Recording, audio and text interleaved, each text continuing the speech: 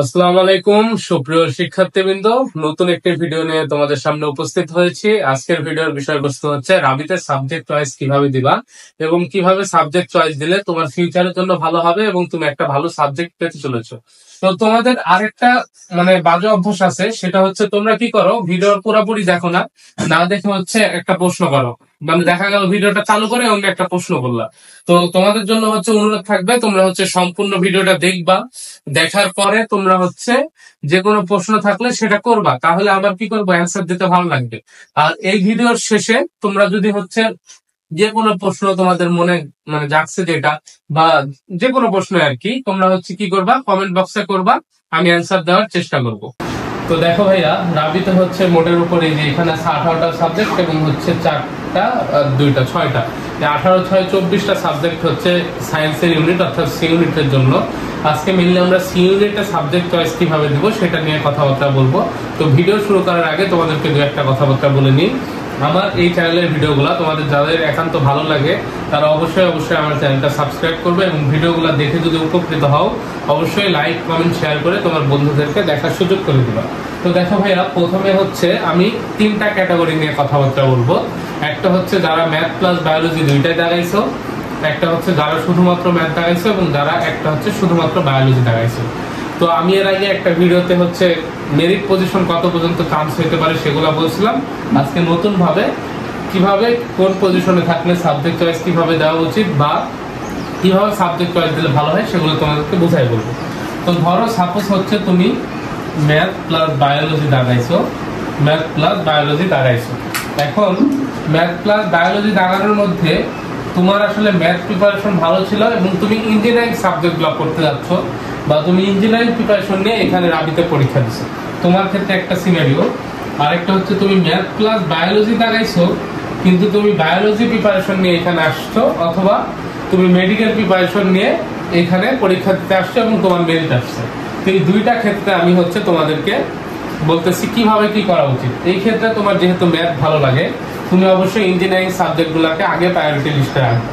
এখন ইঞ্জিনিয়ারিং সাবজেক্টগুলোর মধ্যে কিভাবে সাবজেক্ট চয়েস দিলে তোমার জন্য ভালো হয়, দেখো রাবিতে সিএসসি আছে, ট্রিপলি আছে, AC applied chemistry and chemical engineering আছে, আইসি আছে অর্থাৎ ইনফরমেশন এন্ড কমিউনিকেশন ইঞ্জিনিয়ারিং। তো এই সাবজেক্টগুলো প্রত্যেকটাই ভালো, কিন্তু কিভাবে চয়েস দিলে তোমার জন্য বেটার কিছু হয়। দেখো সিএসসি মূলত হচ্ছে নিজের স্কিলের উপর ডিপেন্ড করে। এখন যাদের একান্ত প্যাশন আছে সিএসসি পড়বা, তারা অবশ্যই সিএসসিটাকে আগে রাখতে পারো। ট্রিপলি রাবিতে তুলনামূলক হচ্ছে নতুন এবং হচ্ছে রাবির ট্রিপলির থেকে সিএসসি ফার মোর বেটার, কারণ হচ্ছে সিএসসি ফ্যাকাল্টি ভালো আছে, সবকিছু ওভারঅল ভালো। তো ধরো সাপোজ তোমার সিএসসি ভালো লাগে, তো তুমি সিএসসি কে চয়েসে রাখলাম, ভালো কথা, সবার প্রথম সিএসসি চয়েস দিলাম। এরপরে হচ্ছে তুমি applied chemistry and chemical engineering choice দিলাম। এরপরে ধরো হচ্ছে তুমি ট্রিপলি চয়েস দিলা, কারণ তোমার ট্রিপলি হচ্ছে ভালো লাগে তুলনামূলক কম। আচ্ছা, দেন তুমি হচ্ছে কি করলা, আইসিই চয়েস দিলা, কারণ তোমার কি ইঞ্জিনিয়ারিং এর প্রতি প্যাশন। আচ্ছা, এই সাবজেক্টগুলো যখন চয়েস দিবা, তুমি যেহেতু 24টা সাবজেক্টের জন্য অ্যাপ্লিকেবল, দেন তোমাকে কি করা উচিত, তোমাকে ভাবতে হবে তুমি সিএসসি পড়তে চাও, সিএসসি তে চয়েস দিলা। Applied chemistry and chemical engineering পড়তে চাও, এটা তো চয়েস দিলা। এখন তোমার মনে হচ্ছে এই দুইটা ইঞ্জিনিয়ারিং সাবজেক্ট পড়ার ইচ্ছা আমার, বাকিগুলো আসলেও আমি পড়বো না, সেই ক্ষেত্রে তোমার করণীয় কি? সেই ক্ষেত্রে কি তুমি এই দুইটাকে উপরে দিবা নাকি অবশ্যই নিচে দিবা? তো সেই ক্ষেত্রে তোমার করণীয় হচ্ছে তুমি এগুলাকে একটু নিচে দিতে পারো। তুমি কি করবা, বায়োলজি সেকশনের যে ভালো ভালো সাবজেক্টগুলো আছে, যেমন ফার্মাসি, বায়োকেমিস্ট্রি এন্ড হচ্ছে মলিকুলার বায়োলজি, তারপর হচ্ছে জেনেটিক ইঞ্জিনিয়ারিং, এই সাবজেক্টগুলোকে উপরে চয়েস দিতে পারো। তো আমি তোমার ধরে নিলাম ফার্স্টে যে হচ্ছে তোমার ইঞ্জিনিয়ারিং এরই পড়ার ইচ্ছা, এই সাবজেক্টগুলোর মধ্যে আসলেই করবা, তো তুমি এগুলা দিলা। দেন তুমি কি করো, ফার্মাসি দাও, তারপরে তুমি হচ্ছে জেনেটিক ইঞ্জিনিয়ারিং এন্ড বায়োটেকনোলজি দাও, তারপরে তুমি কি করো, বিএমবি অর্থাৎ হচ্ছে বায়োকেমিস্ট্রি এন্ড মলিকুলার বায়োলজি দাও। এই সাবজেক্টগুলো চয়েস দিলা। দেন তুমি তোমার পছন্দ অনুযায়ী সিরিয়াল ওয়াইজ সাজাও। এটা কাদের ক্ষেত্রে, যারা হচ্ছে ম্যাথ প্লাস বায়োলজি দাগাইছে এবং যারা হচ্ছে ম্যাথ পছন্দ করো। আমি তোমাদের কাছে এক্সপেক্ট করবো বা তোমাদের ইচ্ছা অনুযায়ী তোমরা বা আমার কথা অনুযায়ী তোমরা যদি হচ্ছে এই অনুযায়ী সাবজেক্টটা চয়েস দাও, অবশ্যই তোমাদের জন্য ভালো কিছু হবে। এরপরে তোমরা তোমাদের সুবিধা মতো সাবজেক্টটা চয়েস দিও। তারপরে আসো ম্যাথ প্লাস বায়োলজি দ্বারা দাগাইছে এবং বায়োলজি যাদের পছন্দ এবং বায়োলজি রিলেটেড সাবজেক্ট পড়তে চাও তারা হচ্ছে সবার প্রথম ফার্মাসিটা চয়েস দাও, দেন তুমি হচ্ছে genetic engineering and biotechnology choice দাও, তারপর হচ্ছে বিএমবি দাও অর্থাৎ বায়োকেমিস্ট্রি এন্ড মলিকুলার বায়োলজি। এরপরে ধরো তুমি applied chemistry and chemical engineering দাও, কারণ এখানেও কেমিস্ট্রি রিলেটেড কিছু আছে। দেন তুমি কি করবা, দেন তুমি হচ্ছে ধরো সিএসসি দিলা, ট্রিপলি দিলা, এরপরে হচ্ছে আইসিই দিলা। তো যেহেতু তুমি বায়োলজি রিলেটেড দাঁড়াইতে মানে করতে চাও, এর জন্য এইভাবে আমি চয়েস লিস্টটা রাখছি। তো এইভাবে চয়েসটা দিলে তোমার জন্য আশা করি বেটার হবে। এরপরে তুমি তোমার ইচ্ছা অনুযায়ী কোন সাবজেক্টকে তুমি প্রায়োরিটি লিস্টে উপরে রাখবা সেই অনুযায়ী দিতে পারো। তো আমার মতে এটা ম্যাথ প্লাস বায়োলজি দ্বারা দেখাইছে এবং ম্যাথ রিলেটেড সাবজেক্ট বা ইঞ্জিনিয়ারিং করতে চাই তাদের জন্য বেস্ট একটা সাবজেক্ট চয়েসের ডিসিশন হবে, আর এটাও একটা বেস্ট ডিসিশন হবে বলে আমি এক্সপেক্ট করতেছি। তো তোমরা তোমাদের ইচ্ছা অনুযায়ী এরপরেও দিতে পারো যদি আমার এই সাবজেক্ট চয়েসটা ভালো না লাগে তোমাদের সেই ক্ষেত্রে।